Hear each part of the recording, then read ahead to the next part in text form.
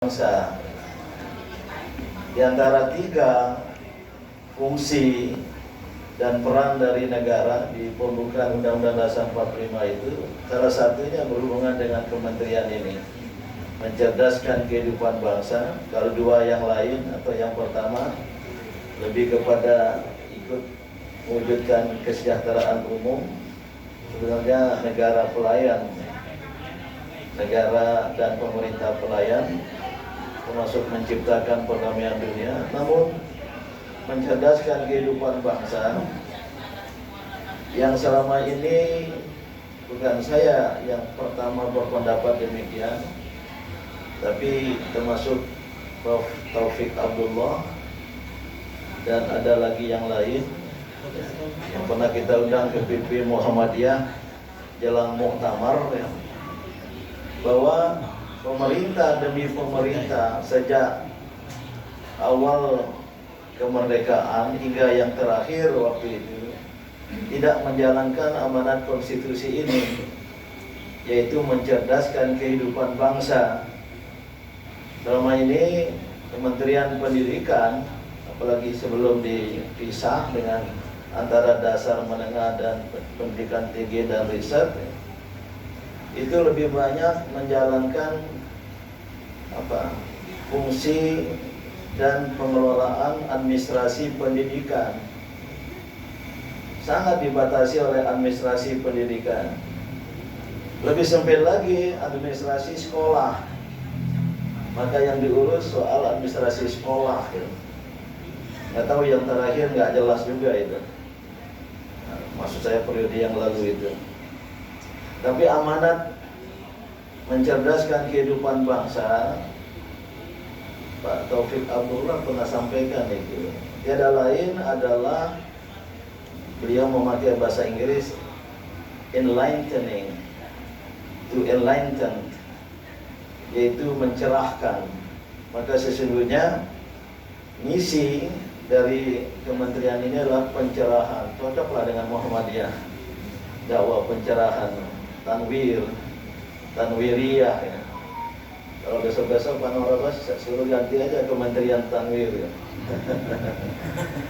Nah, jauh dari sekedar pengajaran, termasuk dari pendidikan, tapi di atas pengajaran dan pendidikan itulah pencerahan yang saya kira kita di Muhammadiyah sudah sering kita bicarakan itu dengan gerakan pencerahan. Jadi pesan sebagai rakyat warga negara agar kementerian ini dikembalikan ke khitohnya sebagai gerakan pencerahan. Saya mengikuti luar biasa menteri kita yang baru ini. Minggu pertama sudah mengajukan deep learning. Itu memang ada di literatur, ya. Di antara pakar-pakar barat sudah mengajukan deep learning. Tapi dalam khazanah pemikiran Islam, Al-Mutanabbi juga ada mengisyaratkan deep learning. Dalam hati saya, Pak Menteri sebaiknya pakai juga istilah Arab, ya. Biar kelihatan Islami, gitu. Deep learning, saya nggak sempat meneliti lagi karya Al-Mutanabbi, tapi ada istilah yang serupa yang oleh pakar-pakar barat, tidak hanya seorang itu, deep learning. Tahu-tahu belum selesai deep learning, Pak Tatang dan kawan-kawan belum merumuskan itu di kementerian. Menterinya sudah maju 3 langkah. Sabta Dharma, Sabta Krida apa Sabta Dharma? 7 apa itu? Oh, 7 kebiasaan, luar biasa dan bagus sekali itu. Lantas Pak Menteri, saya balik ke belakang waktu saya di kampung, saya rasakan menerapkan itu, gitu. Bangun pagi-pagi, anak-anak seusia saya, satu dusun, satu kampung itu datang ke rumah kami, rumah Bapak, sebagai guru ngaji. Sholat subuh berjamaah, ngaji. Setelah itu juga ada olahraganya, ibadat jelas sudah. Yang belum belum makan dengan gizi baik saja. Tapi my point is, kebiasaan 7 atau berapa bisa ditambah, tapi sabaha dalam bahasa Arab itu menunjukkan banyak. Kalau Jawa kan 1000 ya, nyuwun sewu. Kalau Arab kan 7, sabah samawat, sabah apa, samawat, tiba atau dan lain sebagainya. Jadi kalau 7 itu ya luar biasa. Dan saya tidak tahu inisiatif siapa membuat lagu 7 itu. Saya nggak bisa melakukannya. Hah? Maksudnya kementerian juga. Ini jangan-jangan Pak Menteri sebelum diangkat sudah siap dengan konsep. Jadi selama 1 tahun ini menyiapkan konsep, nanti kalau sudah diangkat langsung itu konsep-konsep itu. Ya. Artinya apa? Ya, secara relatif 7 kebiasaan itu sudah banyak dilakukan di daerah-daerah, di kampung-kampung pada masa lampau. Saya memberikan kesaksian, saya produk itu di kampung pagi-pagi sebelum subuh datang ke rumah, sholat, kemudian ngaji, ada juga olahraga. Tapi olahraganya tidak hanya pagi, sore-sore habis itu kita main bola tuh di lapangan, ya belum berumput dan bolanya belum bola sepak yang seperti sekarang, dibuat dari apanya, dari daun pisang gitu, bahasa Sumbawanya kadebong. Itulah olahraga kami. Jadi 7 itu sudah kita terapkan, emang gizinya mungkin belum. Nah, saya kira ini bagus sekali ya, penciptaan lingkungan, habitus, al-bi'ah. Jadi penciptaan al-bi'ah yang harus dimulai dari kampung-kampung. Dan sekarang ini ya tidak hanya di Sumatera Barat, Pak Anwar Abbas, robohnya surau kita sebagai lambang pendidikan non formal yang roboh. Anarkis menulis ya, robohnya surau kita.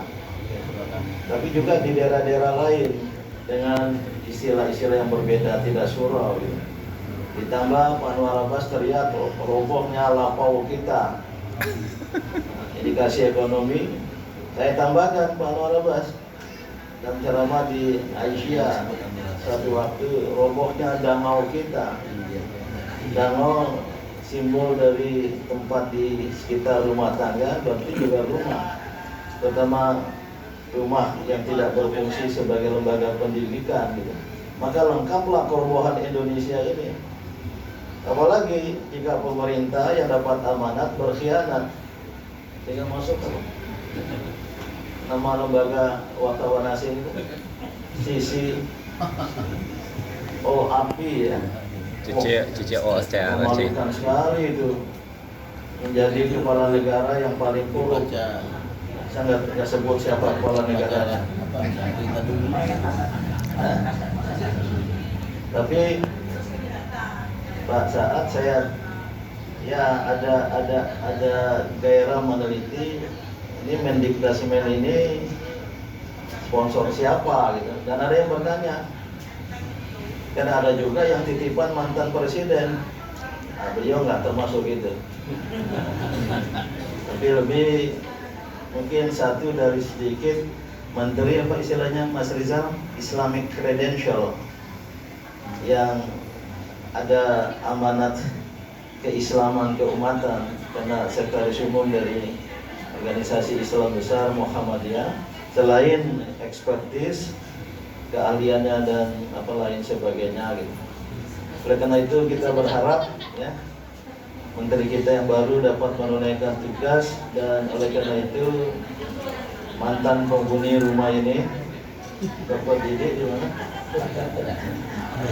Beliau pernah tinggal di sini. Saya tadi sengaja nanya, ini rumah siapa? Oh, rumah tempat saya dulu. Seharusnya ada yang jadi menteri itu, tapi ditarik lagi oleh menteri sekarang ini. Ini sukses dan kewajiban kita khususnya Muhammadiyah, ortom Muhammadiyah untuk mendukung beliau. Tapi tetap ya, kalau saya pribadi sesuai dengan prinsip Muhammadiyah amar ma'ruf nahi munkar, kalau baik dan benar kita dukung. Tapi kalau salah dan apa? Baik dan benar, kalau salah dan ya sinonimnya salah apa? Khilaf, alfa, kita tidak segan-segan untuk mengkritiknya. Tapi urusan mengkritik ini biarlah MUI, nggak usah Muhammadiyah. Baik oleh Wakil Ketua Umum maupun oleh Ketua Bidang Hubungan Internasional yang tadi disebut Duta Besar Indonesia untuk Palestina.